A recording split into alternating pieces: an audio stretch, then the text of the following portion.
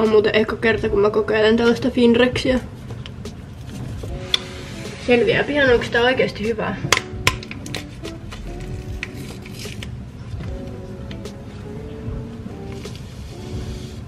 Mä en tiedä, onko tää vähän huijausta, kun tässä kuitenkin lukee, että tässä on kofeiinia 30 milligrammaa. Onko se niinku se ainesosa, mikä saa tässä niinku sitten tuntemaan itsensä vähän niinku terveeksi?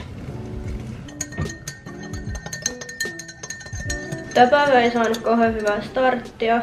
Se oli kyllä vähän oletettavissa eilisillan perusteella, kun oli näitä flunssan oireita jo vähän tullut. Eikä ne nyt tässä yön aikana kadonnut mihinkään. Joten mun alkuperäiset suunnitelmat tälle videolle ja tälle koko päivälle sai pienen käännöksen.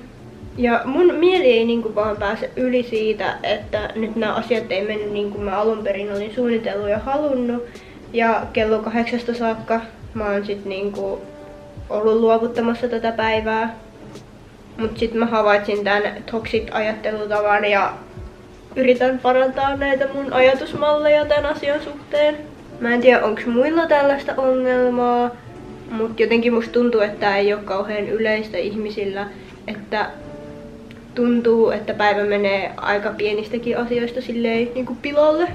Tää Finrexi on kyllä yllättävän hyvä. Mä jotenkin oletin, että tää maistuu vähän niinku siltä sinkkitabletilta, joka on musta herukan makuinen. Ja se on niin sellaista, niinku, että se tuhoaa sun koko suun ja sä et pysty koko päivänä maistaa ees sitä vähäistä asiaa, mitä sä pystyit ennen kuin sä oteit niitä. Mä sinänsä toivoisin, että tää olisi joku yleinen ongelma ihmiskunnassa, että ihmiset kokee, että liian myöhään herääminen pilaa niiden päivän. Jos sun kumppani ei herätä sua aamulla niin kuin se oli luvannut, niin sun päivä meni pilalle ja sit sä vaan makaat koko päivän sängyssä.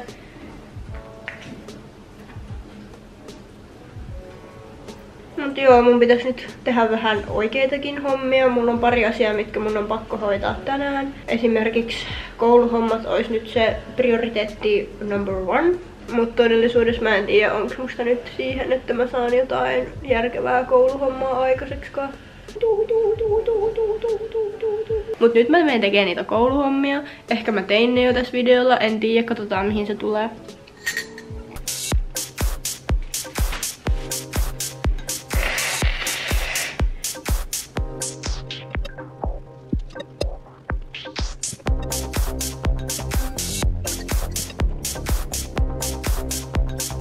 Hehe, vihdoista viimein mä sain noita kouluhommia tehtyä ja huomaa, että toi lääke ja tää sinkkitabletti, mitä mä tässä imeskelen, vaikuttaa mun mielialaan positiivisesti. Meille tuli eilen tällainen paketti, minkä mä aion nyt unboxaa, koska mä en tiedä miksi mä en avannut sitä eilen. Ja mä haluaisin tehdä tästä niinku TikTok-videon. Mulla on ihan hirveästi kaikkia TikTok-video-ideoita, mutta sit musta tuntuu, että mulla ei ole niinku aikaa tehdä sellaisia. Myös sekin helpottaisi tosi paljon niiden tekemistä, jos mun kännykässä olisi vähän enemmän tallennustilaa. Ja mä koko ajan oikeasti poistan kaikkia sovelluksia ja kaikkia juttuja, että mun kännykässä olisi enemmän tilaa. Ja silti yhtäkkiä, kun mä otan jonkun pari videoa, niin se on taas täynnä. Mä en ymmärrä. Seuraavan kerran, kun ostan uuden kännykän, niin ostan kyllä sellaisen määrän tilaa, että ei tarvi edes miettiä asiaa seuraavaan 15 vuoteen, että onko mun kännykkä täynnä valokuvia ja sovelluksia. Sitten se voi jopa olla. No niin, nyt se tapahtuu. Unboxaus. Tuolla on mun kännykkä ja itse unboxaaja ja itse paketti. Mikä ihme paketti tää on? Tässä on mitään reunoja.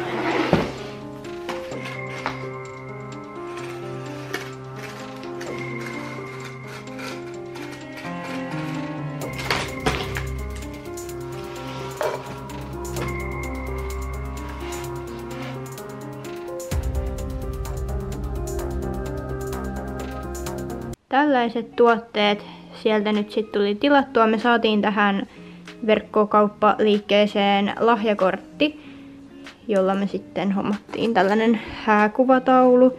Tää on siis tehty puuhun tai tällaiseen niinku puulevyyn.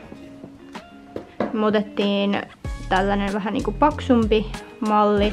Oli myös vaihtoehtona ottaa niinku ohut versio. En tiedä kuinka ohut se olisi ollut. Siinä ei myöskään lukenut kuinka paksu tää tulisi olemaan. Mut tällainen hääkuva siihen laitettiin. Ja sitten meillä oli vielä sen verran siinä lahjakortilla rahaa, että me pystyttiin ottaa tällainen joulukoriste, missä on nyt niinku Koda joulutonttuna. Koda, kato tähän. Yhdennäköisyys. Tää näiden kiitoskorttikin on ilmeisesti tällainen superohut puunpalanen. Tai ei ainakaan tunnu pahvilta. Tällainen yritys kuin Plywood Print. Aika hieno. Mä tässä näin suunnittelin, että mä laitan tän taulun tohon vitriinin päälle. Otetaan kaikki tää turha pois. Jee, vihdoin eroon tästä. Onpa söpö. Tästä systeemasesta piirongin pöydästä tuli jotenkin tuplasti syksyisempi tän taulun ansiosta. En mä tiedä, näyttääkö toi vähän hupsulta. Ihan sama. Se nyt on tossa ja on semisyksyinen. Silleen. Katsotaan sit mitä mieltä Juho on tästä. Juho on saapunut kotiin ja nyt hän sanoo mielipiteen tästä taulusta ja tästä jutusta. Noniin, avaa silmät. Mikä tää on?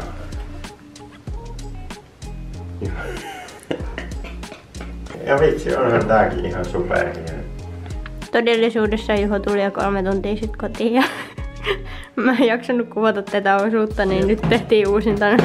Joo, ei ihan onnistunut. Mut siis on tosi hieno. Tehdään seuraa. Mies, mene koiran kanssa ulos. Mä oon just menossa. No niin, hyvä. Häh? Että mä lähden ostamaan kasvarasvaa. Vielä kun kerkee.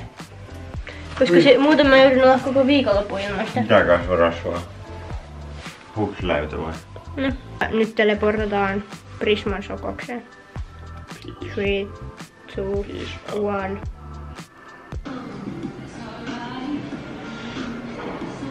Me ollaan saavuttu tänne. Tää on enää puoli tuntia auki, joten täytyy etsiä tuotteet, mitä mä nyt täältä ikinä hainkaan. Tässä on nyt ilmeisesti se mun lempparirasvatallis, niin kuin nyt sitten 3. purkki. Mitä mä näitä omistaisin kohta. Mä en kyllä yhtään tykkää tästä hinnasta, mutta jos joku tietää jotain yhtä hyvää kuin tämä, jos on kokemusta tästä tuotteesta, niin otan vinkkejä vastaan, koska tää hinta on silleen aika kirpaseva. Mä en nyt itse asiassa muista, oliko se tää Fresh and More. Joo, se oli toi More Than Moist. Joo, kyllä se oli tää. Mut siis ihan sairaan hyvää. Juhokin tykkää tästä tosi paljon. Mä just kysyin myös tältä henkilökunnalta täällä apua, että olisiko jotain vastaavaa, joka olisi vähän halvempaa. Niin Lumenelta tällainen, tää on 29,90 ja sitten se näytti tätä. 72 tuntia hydrationia ja maksaa 18,30. Et toi olisi ihan hyvä hintainen, mut niin, en tiedä. Rasva noudettu ja mä sain samalla tällaisen Estée Laurentsin Take It Away meikin poistoaineen, joka ei ole silleen kauhean tarpeellinen mulle, koska mä en tyyliin koskaan käytä edes meikkiä. Mut ehkä sitten kun mä käytän joku päivä, niin mä sitten testaan tätä tuotetta, mitä mä en todennäköisesti tuostaan koskaan. Oli vähän tällainen, ei ollut hyvä idea mennä olo nyt. Joo. Tuli vähän tuskan hiki ja huonompi olo ja kaikkea tuollaista. Me ei tässä nyt ruvettu tekemään mitään, joten mä lopetan tämän videon tähän. Kiitti kun seurasit tämän videon loppuun saakka ja muistatte ottaa tää kanavaa ja kommentoi jotain alas. Nähdään sitten taas ensi videon parissa. Moi!